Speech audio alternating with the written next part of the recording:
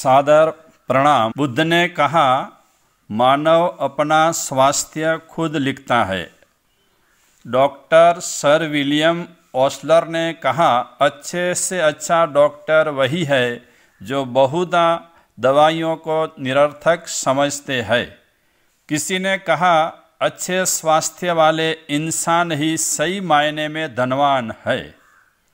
ऐसी विचारधारा रखने वाले देवलाली स्थित डॉक्टर मेरविन लियो, जो डॉक्टर के रूप में मसीहा है, हम डॉक्टर लियो को बहुत सालों से पहचानते हैं। ईमानदारी और मानवता जैसा बहुत से गुणों को अपने जीवन में आत्मसात किया है।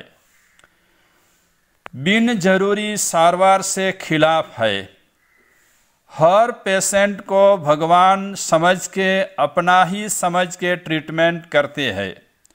हर आदमी को स्वास्थ्य का महत्व समझाते हैं। कम से कम ट्रीटमेंट लेने के पक्ष में है। शरीर की कीमत, अमूल्यता हर आदमी को समझाते हैं।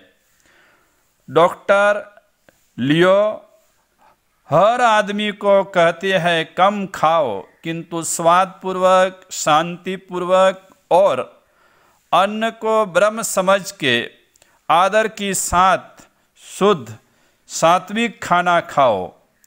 भोजन झटपट फटाफट खा कर के चले जाने की विधि मत समझो। भोजन यज्ञ कर्म है। चबा चबा कर खाने से आपो आप खाने का कम हो जाता है और अपचे से दूर रहते। डॉक्टर लियो सबको ऐसी बातें समझाते हैं। दवाइयाँ न लेना, लेना पड़े तो कम से कम दवाइयाँ लेकर अपने शरीर को स्वस्थ रखे। डॉक्टर लियो निदान में परफेक्ट और बहुत अनुभवी है। हठीले दर्दों को भी जड़ मूल से दूर करने के लिए उन्हीं के पास अच्छी से अच्छी ट्रीटमेंट मिलती है। ऐसे में डॉक्टर मेरविन लियो आज कोरोना महामारी ग्रस्त विश्व के लोगों को बहुत अनुभव के साथ अपनी बात बहुत हृदयपूर्वक सुनाएंगे। नमस्कार, मैं डॉक्टर मेरविन लियो देवलाली में रहता हूँ।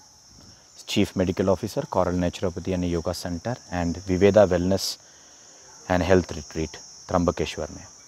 मैं बहुत सारा चीज़ आप लोग को बोलने चाहता हूँ, बट कभी कभी बहुत दुखी लगता है कि इधर लोग सुनते नहीं हैं। लोग आजकल कोरोना को बहुत इजीली ले लिया, तो बहुत अच्छी बात है, डरने का नहीं है। ऑफ कोर्स तो डरेंगे तो मरेंगे फॉर श्योर। मैं कभी भी किसी को डरने का सिखाता हूँ नहीं है, बट एक बहुत ही बड़ा दुखी का बात है। देख लीजिए,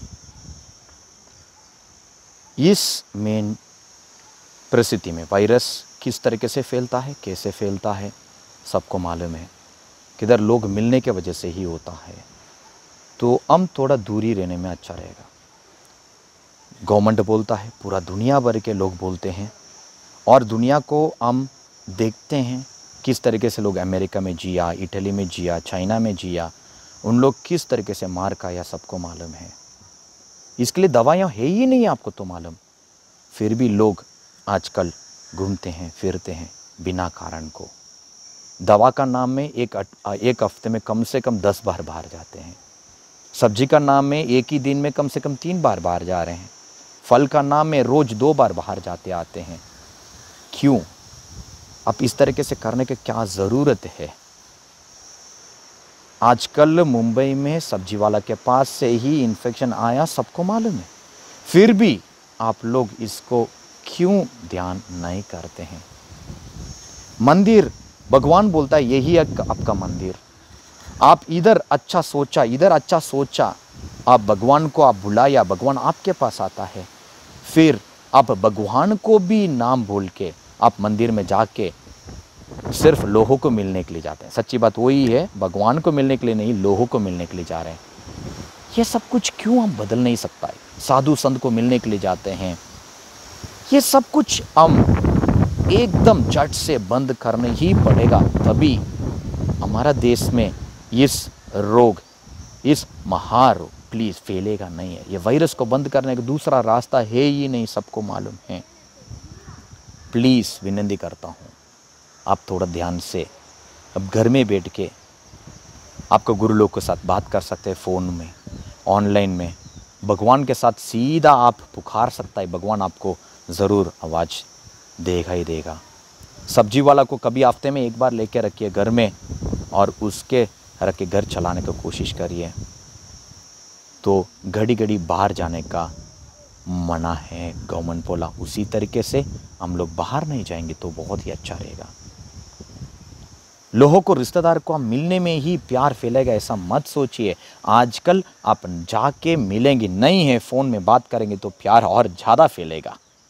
उल्टा आप उनका घर जाते हैं, उनको चाय देने के टाइम पर उनको एक डर के साथ ही आपको चाय देगा, यही सच्ची बात है। आपको नाश्ता खिलाएगा, एक डर के साथ ही आपको नाश्ता खिलाएगा। कारण हो सकता है आप इन्फेक्शन लेके आया ऐसा लगेगा। प्लीज़ विनती करता हूँ, ये सब कुछ आज से, अभी से बंद करिए। उसी तरीके से लोगों को ऐसा है, आज ई पास गवर्नमेंट ने बनाया, ये इस कारण ज़रूरी लोगों को, मतलब किसी लोग फंस गया एक जगह में काम करते हैं और उन लोग को उनका घर पहुंचा नहीं सकता है, उनका घर में बहुत लोग परेशानी में रहते हैं और उधर पहुंचने का है और इधर उनको रोजी रोटी नहीं है, रहने का बंदोबस्त नहीं हो रहे हैं, उनको वापस जाने के लिए ही बनाया e pass. Otherwise only on any emergencies like medical emergencies में वो ई पास को यूज़ करने के लिए बताया, बट लोग उसको दुरुपयोग कर रहे हैं। आजकल लोगों को सेकेंड हाउस है, नहीं है सैनिटोरियम से, नहीं है दूसरा कुछ उनका रिश्तेदार रहते हैं, उधर जाने के लिए, मुंबई छोड़ने के लिए, दिल्ली छोड़ने का, बेंगलुरु छोड़ने का, सिटीज़ को छोड़ के बाहर भागने का बहाना में सिर्फ और सिर्फ लोग क्या करते हैं, इस ई पास को यूज़ करने का शुरुआत कर दिया। प्लीज़ विनती करता हूँ, आप आपका घर के अंदर सलामत में रहेंगे, आप ट्रैवल नहीं करेंगे तो। आप ट्रैवल करके लोगों को आप जाते हैं दूसरा एक जगह पर, उधर 5 लोग आपको मिलने के लिए आएंगे, नहीं है तो आप 2 लोग को मिलने के लिए जाते हैं, तो उसके वजह से आपको एरोलेंस बोलते हैं, उसके तरफ से आपको फैलने का चांस रहता ही है। कितना भी ये मास्क को आप पहनने की वजह से आप पूरा से पूरा बच गया ऐसा मत सोचिए। आप किधर कुर्सी में हाथ रखते हैं, आपका घर में सोफ़ा में हाथ रखते हैं, किसी के घर में चाय पिया और किसी के चम्मच में से आप छाटा, बस किसके इन्फेक्शन आ सकता है।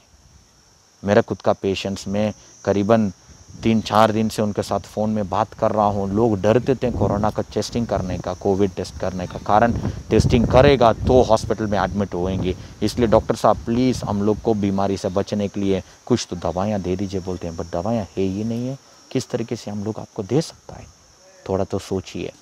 डॉक्टर लोग काम कर रहे हैं उनको जीवन को मुसीबत में रख के, बट हम लोग क्या करते हैं, वी आर नॉट लिसनिंग, हम लोग सुनते नहीं हैं।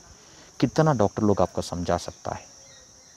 मैं इसलिए ऐसा नहीं बोल रहा हूँ डरते डरते बीमारी को लेके आने का, डर गया तो मर गया, वो तो नहीं बोल रहा हूँ, बट थोड़ा ध्यान रखने का बोलता हूँ।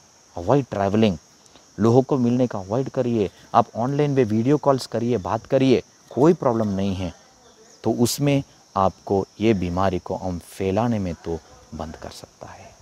यही सच्ची बात। कब तक? तब तक दवाइयाँ तैयार हो जाएगा, तब तक दवाइयाँ तैयार नहीं हुआ तब तक आपको घर में रहने ही पड़ेगा। आजकल तो धंधा तो शुरुआत होता है, कितना ज़रूरत है उतना ही धंधा देखने के लिए चाहिए। प्लीज़ विनती करता हूँ, घर से ही आप धंधा को आप करने में बहुत अच्छा लगेगा। भगवान कभी भी बोला नहीं है मंदिर आने का आपको, बट आपको आपका घर का, ये घर का मकान को साफ़ करने के लिए घर के अंदर रहने में ही होगा। तो तमिल में बहुत बड़ा एक सेइंग है, हम बोलते हैं आपका स्लेट बिना लिख नहीं सकता है, चित्र नहीं बना सकता है, आपका शरीर बिना इस भगवान को धन्यवाद नहीं कर सकता है, सेवा नहीं कर सकता है, धंधा नहीं कर सकता है, परिवार को संभाल नहीं सकता है। इस शरीर को संभालने के लिए आपको आपके घर के अंदर ही रहने पड़ेगा।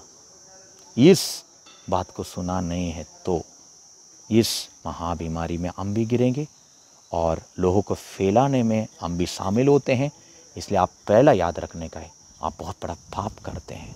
इस पाप से बचने के लिए आपका घर के अंदर बैठिए। जय हिंद। Thank you.